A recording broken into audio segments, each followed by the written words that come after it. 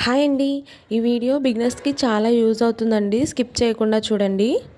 Front పార్ట్కి dots వేస్తాం కదా, డాట్స్ వేసేటప్పుడు కొన్ని క్లాతులకు వచ్చేసి లైనింగ్ మీద కుట్టు బాగా పడుతుంది, మెయిన్ పీస్ మీద కుట్టు సరిగ్గా పడదు.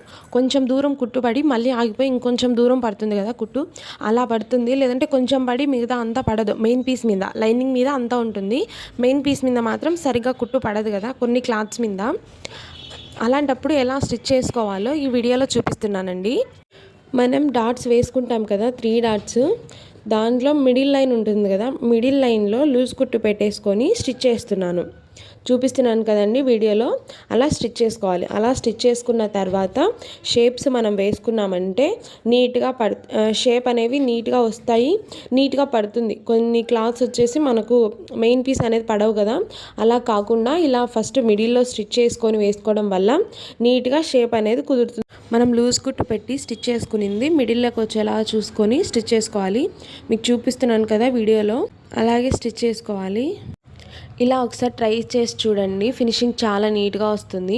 మీకు ఈ వీడియో నచ్చినట్టయితే లైక్ చేసి, కామెంట్ చేసి, సబ్స్క్రైబ్ చేసుకొని సపోర్ట్ చేయండి.